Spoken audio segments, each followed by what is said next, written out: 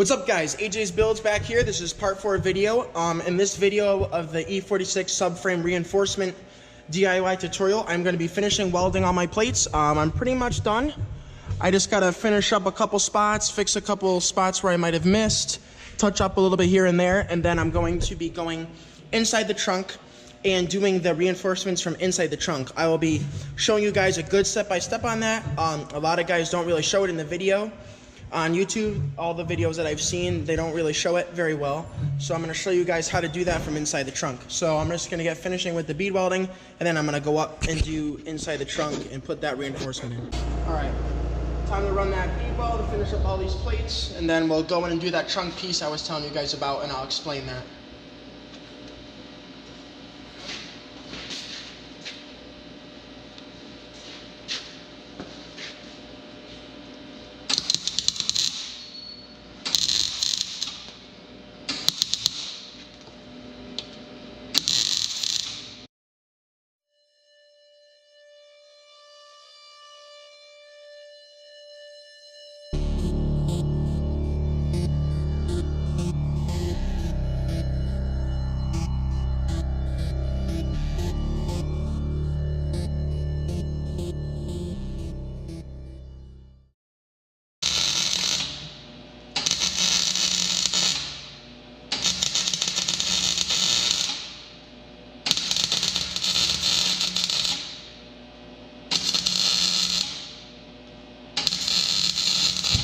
I ran a pretty good bead here. I'm just going to be careful because of the EVAP. I got it all covered up, and I'm just going to run the beads around the corner here.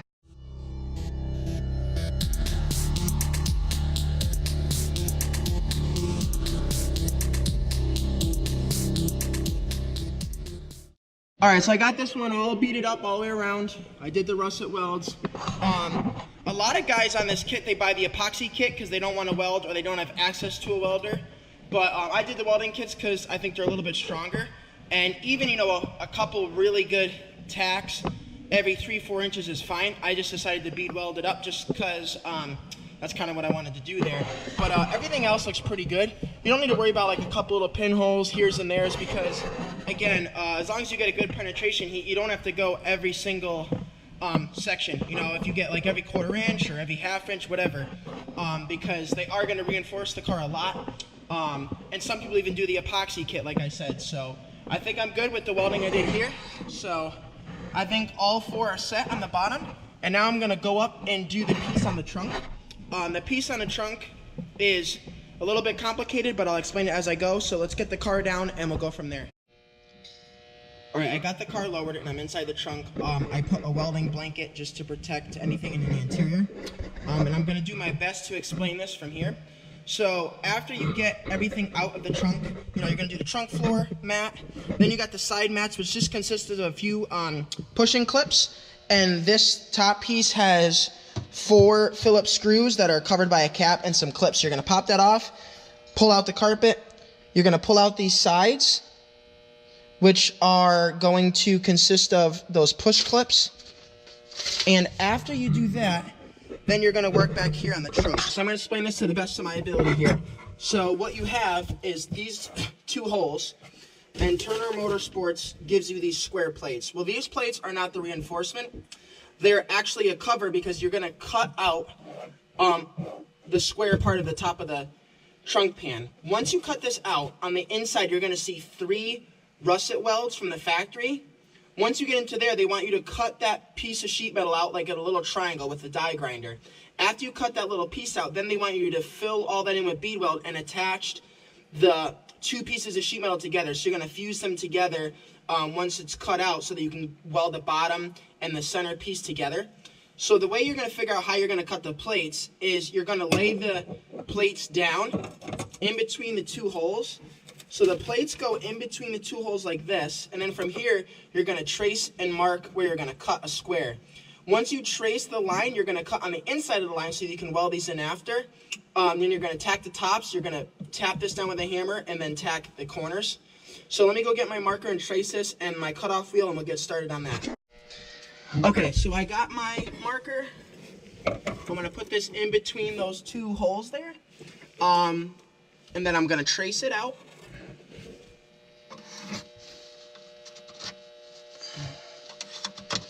and you're gonna hold it nice and flush to this back seam here. All right, and what you're gonna cut out is on the inside of the line. So you're probably gonna maybe leave like a 1/4 inch if you want. You're gonna cut here, here, here, and here. Take that plate out, and then we're gonna get in and stitch up the reinforcement in there. The reason we have to stitch in here is because it's where the cracks actually start. Inside, they give 3 russet welds from the factory that aren't a sufficient enough weld to hold the load of the subframe and the drivetrain when you're putting torque through it. So you got to cut that plate out where those welds are and fill that out in with a heavy bead to fuse the bottom sheet metal piece to that center middle sheet metal there. So let me get cutting on this, and then I'll show you guys the next step. I'm going to do the best I can with the little room I have to keep the camera in here, but I think you guys should be able to see what I'm doing. And I'm going to cut that square out now. Got a cutoff wheel. You guys could use, if you don't have a cutoff wheel, you could take a Varibit or a step bit and step bit a hole on all 4 corners, and then use a Sawzall to get the plate out from there.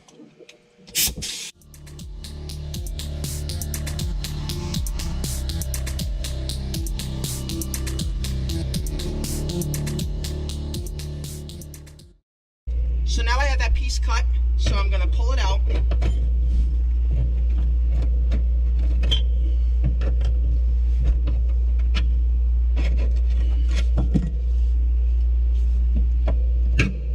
So a lot of guys will say, well, why do you do this? The reasoning is because the cracks start on the inside of that chassis where all the mounting points are for the subframe, where you don't see. It's on the inner piece of sheet metal.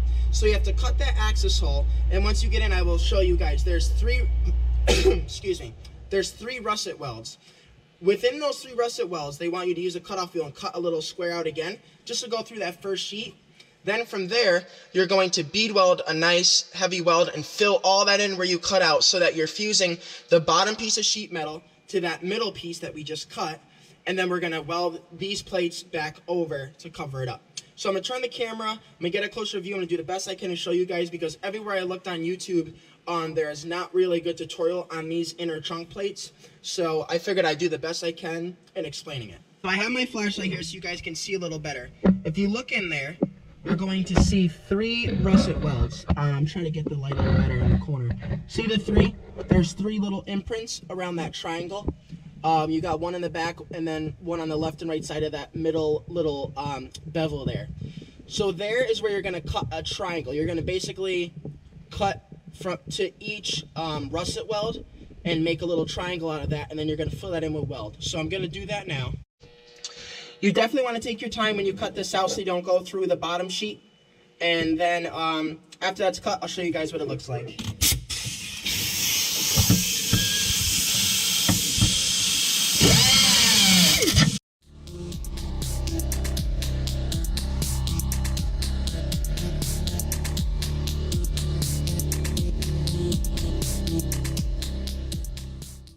So as you can see, where I cut out the triangle, there's another piece underneath. So see that piece of sheet metal, the bottom piece, and then the piece that I cut? Well, here's the issue. They only have 1, 2, and the 3 russet welds to fuse this piece that's kind of like an olive color to the bottom chassis piece. So what they want you to do with your welder is bead weld and fill all this lower panel in to this upper one here, so that these 2 are joined together. This is the weakest point of the chassis, and this is where a lot of times they'll start to crack. So now I'm going to run my bead welder, bead weld all this up, and then we'll go and do the next side.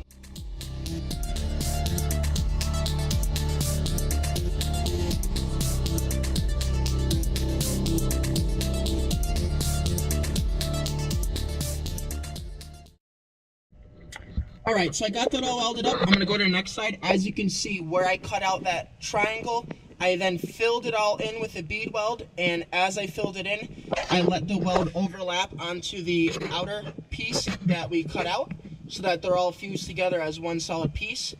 So now we're going to go do this side. I'm just going to time-lapse this side here. So if you guys want to look through the steps again, just rewind the video to me doing the left side first.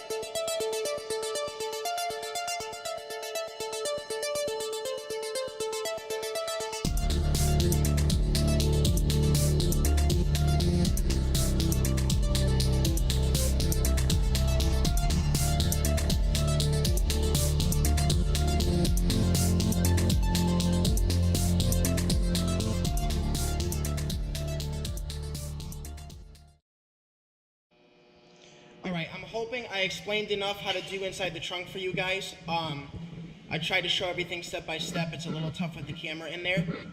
Now that everything's cooled off, I'm just going to spray those bead welds that I did with some etch prime just to keep it anti-corrosion proof, and then I'll weld the plates that the Turner Motorsports gives, and those are not for strength.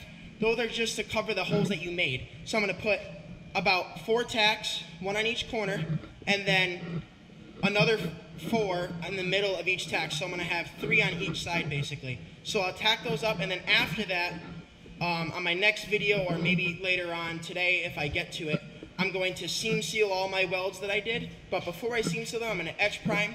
I'm going to grind smooth everything that I welded, and then after that, I'm going to etch prime all that bare metal.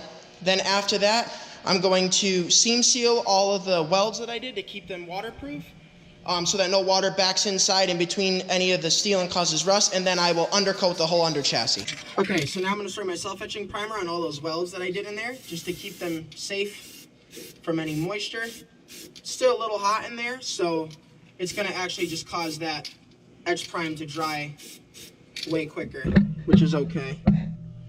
And I'll go to this side now.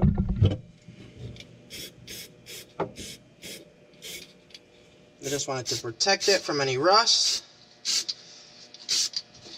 Alright, now that I got that all sprayed, I'm going to just grind these corners a little bit with my grinder so that I can weld those plate covers that Turner Motorsports gives you in the kit.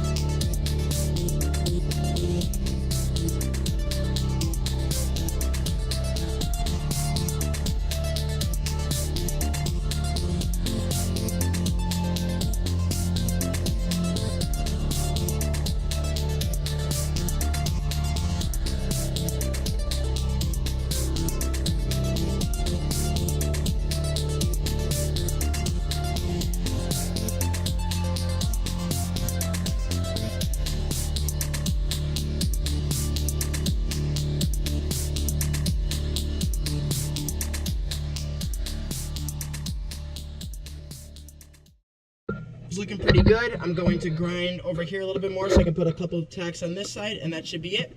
And then I'm going to do the same for the next side over here. Alright, so now that I finished the trunk piece and I have the car back up in the air, I am now going to be using my grinding wheel and cleaning up all the welds and everything, getting it all nice and flush so that the subframe meets the plates evenly. So after I do that, then I will be etch priming the pieces and then seam sealing all where the bead welds are so that I don't get any moisture in between both pieces of metal, and then I'll be undercoating it. So I'm going to start on that now.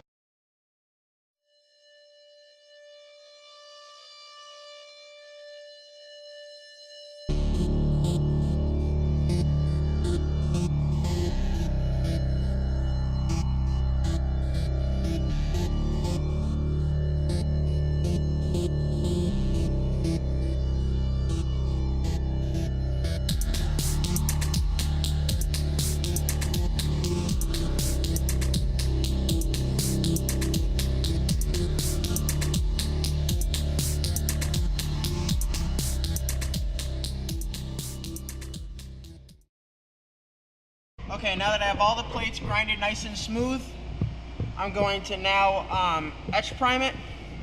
Usually I would scuff patch stuff, but because I already used the grinder, it's already grinded and it's already going to adhere. So I'm going to get the self-etching prime and etch prime all the plates, and then after the etch prime dries, I will then use some seam sealer. Okay, so the self-etching primer that I'm using is by Transtar number 6183.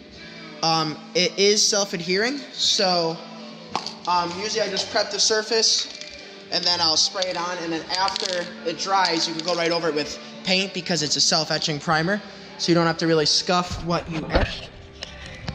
So let me throw my mask on here and spray this up.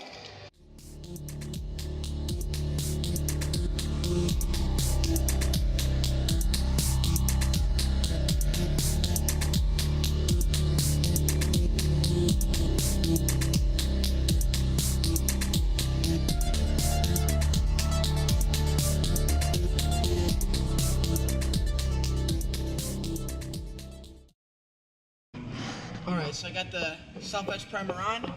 That should dry up pretty soon because the plates were kind of warm from grinding them. So now that, once the etch primer dries, then I'm going to take seam sealer and go along the edges over the weld in the original body so that I don't have any water that gets inside underneath the plates. So that's going to be my next step.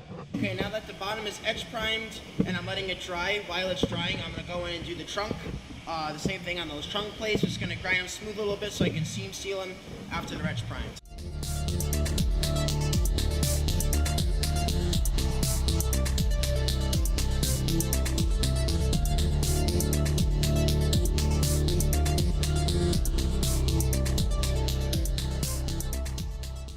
The seam sealer I'm using is a SEM number 39377. It's a dual mix. I use a special gun that goes with the air hose, so it's like got a piston that pushes it out, but you guys can get one that goes by hand, or you can get any type of seam sealer that you guys maybe are used to using or prefer.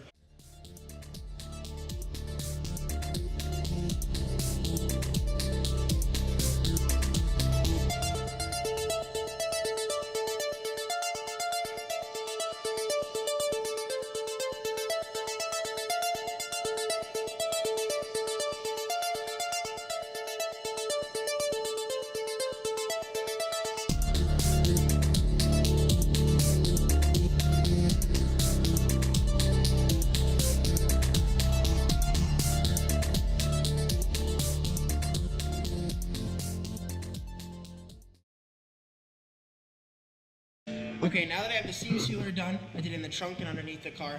It takes about 10 minutes or so for it to dry.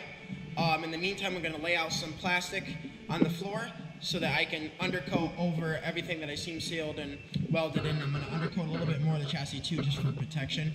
So I'm going to get ready to do that now while the seam sealer is drying. I'll be right back. Okay, so the undercoat that I use is Transtar number 4363.F. I like it because it dries quick, it hardens nice, it doesn't like stay really soft, and it's pretty protective. So I have the bolts in all of the mounting points so that I don't get the threads loaded with undercoat, so I recommend doing that.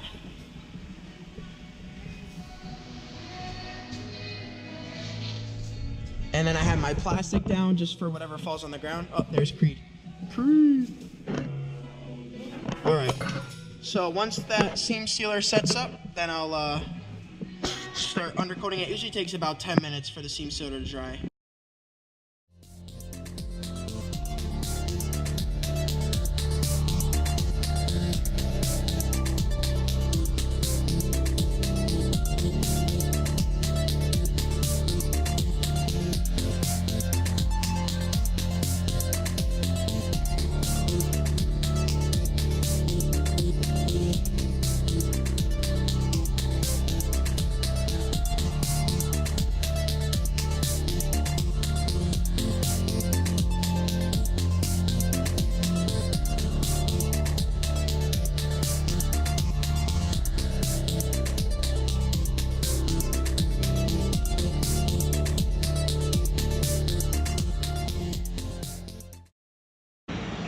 Alright guys, that's it for this video of the part 4. I finished all the plates, I finished the etch prime, seam sealer, and undercoat, so everything's protected and safe from weather. Next week I will be finishing up transferring everything over from the old subframe and the rear end and everything to the new subframe, putting the rear back in, putting all the control arms, trailing arms, everything in, putting some new bushings in that I bought, and then I will be putting it back up in the car along with my new springs and shocks. I got the Coney race kit. I got the fronts and the rears, so I'll be putting the rears in while I'm putting the whole chassis back up. So I hope you guys enjoyed it. Thanks for watching. Stay tuned for part 5. I'll talk to you next time.